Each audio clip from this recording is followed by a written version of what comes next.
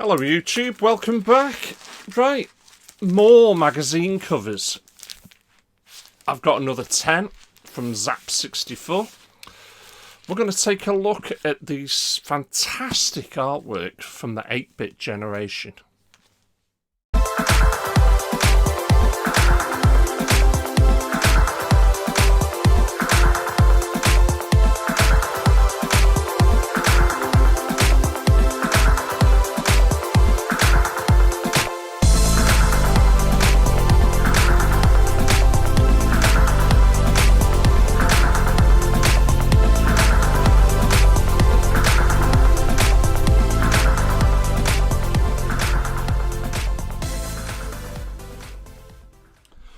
Right, it's going to be the same as last time. So basically, 10 magazine covers.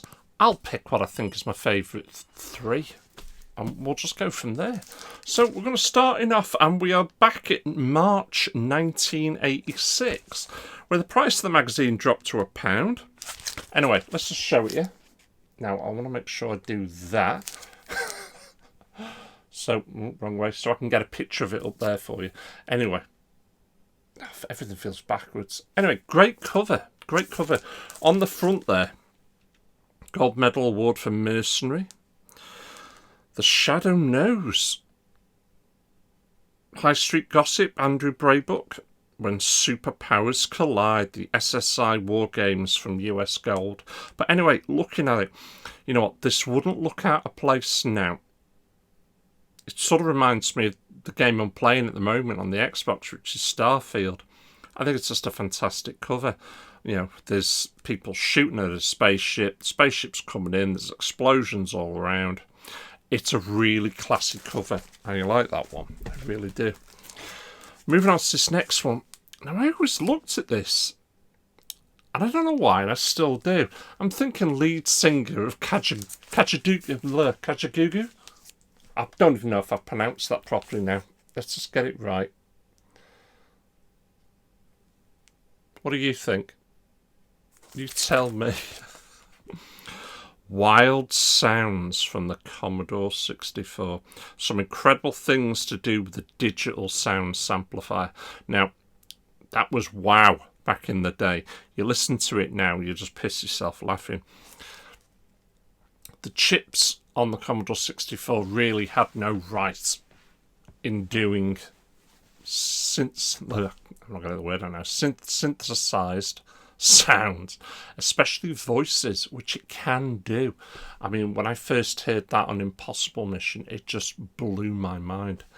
But we've got there, obviously, some kid. Don't know if he's doing any form of martial arts. It looks like it could be, but he's flying through the air as well.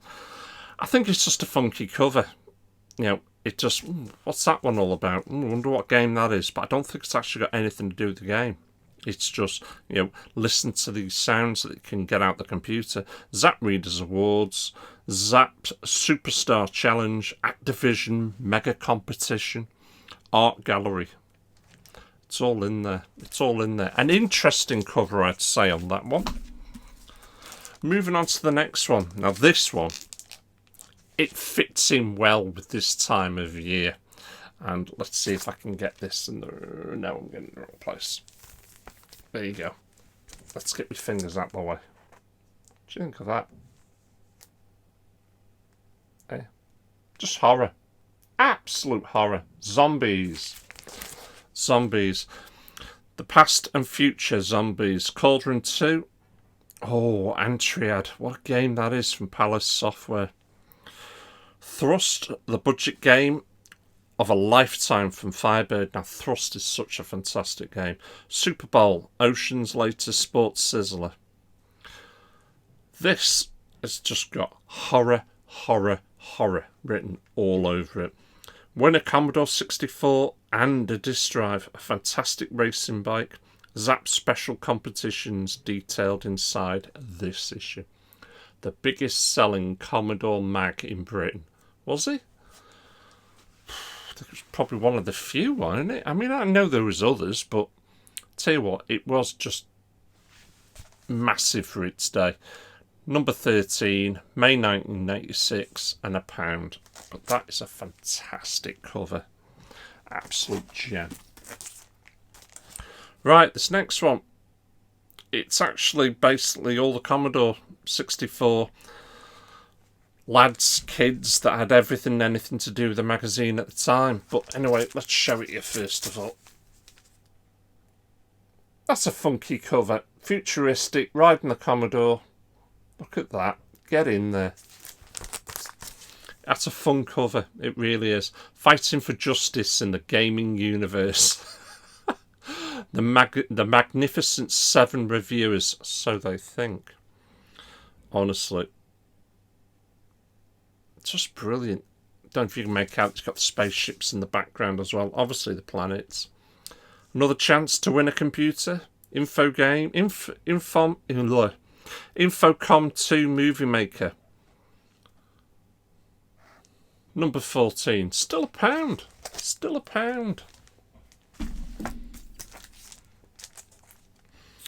This next one, you know, I look at it and it's like, I think they just try to use a bit of sex to sell the Mac. Look at it. Would you? I don't know. It's Leaderboard. It's a golfing game. I suppose they're trying to sex it up a little bit. Golf, and when I played this for the first time, it was, well, yeah, that swing's pretty good. The way you were playing it was really good. But it's not the most exciting game to play on an 8-bit. It's definitely not. So obviously you've got the blonde bird there with the big glasses, watching the golfer, sucking on a lolly, and you've just got nothing but kids behind her. Still £1. Number 15, July 1986. What we got there? Boulder Dash 3. Now, I didn't even know they made a second one. Boulder Dash is a fantastic, simple gem of a game. It's come out on multiple systems. It's definitely a game you want to be looking into to play, even if you can get it on your mobile. Honestly, it's that good a game. Budget Bonanza. Do you get value for money? I suppose we were back then with it still being £1. But anyway, moving on. Number 16. And this is a brilliant cover. Straight away, you knew back then what game they were even talking about. And when I show it, a lot of you old boys will know exactly what game. Green Beret. Get in there, Green Beret. Look at that. The blood, the bullets, the mayhem that's obviously going on around him. Number 16, August 86. Still £1. Ooh, also they had the Saboteur. They were looking at that. Durrell Software. Again, another fantastic game. I think it's one of the very first stealth games that were ever made, in all fairness. The Musicians Ball. What's that? Winner Technics. Portable computer display. Bug Bite offers the complete kit. That's just a brilliant... I mean, obviously the bullets... They're obviously flying, but the shells are shooting out. You've got blood splattering up at the top. He's obviously screaming while he's charging into battle. That's a brilliant cover. Now this next one. I always looked at it and I thought, oh yeah. What a great fighting game this must be. And I'm sorry, we're slowly losing the light, I can tell. It was fine 20 minutes ago. But anyway, night games. In days of old, when nights were bold and computers weren't invented. Night games. Still £1. Number 17, September 1986. Ghost and Goblins. Elite's latest arcade conversion gets the gold medal, and it's a good version. It's as hard as nails, though. It doesn't matter what system you play that on. Arcade, any computer system, any console. It's hard as nails. The Butler did it. We talked to the man behind Ghost and Goblins, Chris Butler. Graphics Adventure Creator. I remember when that came out, Graphics Adventure Creator. Because what they said was, from this package you can make your own games, and if you made a game good enough, they'll publish it for you. I don't remember of anybody doing that, if I'm honest. Not a game that was that good. I'm probably wrong, but I'd have to read the magazines, and I am catching up again. But look at the two knights there. They're really going at it. One's been absolutely smashed across the top of the head there with the mace. His helmet's split open. Probably blood and brains flying everywhere. But again, that's a brilliant cover. Now this next one, what a game this was when it first came out. And it was one of those games where the cover, it was just a million times better looking than the game. But the game was so different. I never played anything like it at the time. Beyond a Forbidden Forest. Look at that. He's obviously gone in there hunting creatures, and looks like one of them's got him. Just brilliant. Just brilliant. You've got the flies in the background there. Giant flies, of course. He's being eaten, and he's still trying to do something. He's obviously shot it with a few arrows. But embarks the most horrific journey of your life beyond the Forbidden Forest from US Gold. The Yak is back, Iridius Alpha. Knight Rider, fact or fiction. The Game of the Gods, power play from Arcania. And again, you could still win a compact disc. Appears on the cover of the Zzap Christmas special. Wow, thrilling high-speed action from Epic's Super Cycle. That's not a bad game either, Super Cycle, in all fairness. But this is a brilliant cover. Again, it almost sort of fits in with this time of year, that one. I really do like that one. Now, this next one, still £1, November 96, number 19. It almost felt to me as if, when I looked at this, oh wow, look at those magazines I've missed. I remember thinking that at the time, and then starting looking into the back orders. Accept No Pale Imitations, Britain's biggest selling Commodore magazine. And it was just showing off a load of them. That's all they were doing. So it's a bit of a lazy one, that one, in some regards. But state of the art in motion, World Games, Dan Dare Virgin, take part in the mini war, courtesy of Piranha. Still a good cover. Still a good cover. And our last one, which was December. And it's not got a Christmassy feel on it whatsoever, this one. Let me show it you first of all. Sorry about the glare there. I like the way they've done it. The way the guy's obviously hacking his way out of the magazine. But it's Gauntlet. And you could win a Gauntlet arcade machine in this issue. He's there. He's obviously swinging his axe. I'm getting out of here, sort of thing. A wealth of reviews and previews, news and tips. Stocking fillers.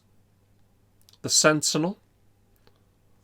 And it was still £1 back then. December 1986.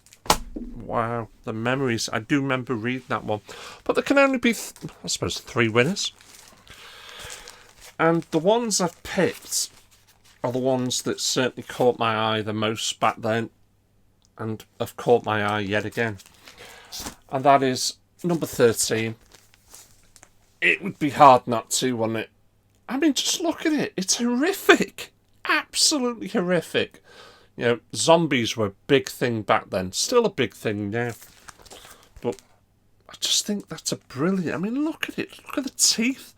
Look at the drool and everything that's coming out of it. I mean, there's no real need for the spider on one of them, but the hair, the wisps of hair, just brilliant. Just brilliant. Let's get him in order. Had to be Green Beret. Had to be Green Beret. Look at him. Again, that's a game that's so damn hard. So damn hard. Green Beret, or Russian Attack, is what it was called. I know it's called that on the NES, but I think that's what it was also called in North America as well. But this is a fantastic cover. Look at him, the Sarge there, he's grimacing, trying to fight through it all. And the last one, just an epic cover. Forbidden Forest. Sorry, what number? 18? Number 18. That is an epic cover. That's just fantastic. Look at it. Sort of reminds you of Tremors, the film, a little bit. You know what I mean? They're coming out. But that's it, guys. That's my 3. I've showed you another 10 covers there. Those are the 3 I've picked. I think they're all fantastic, every single one of them.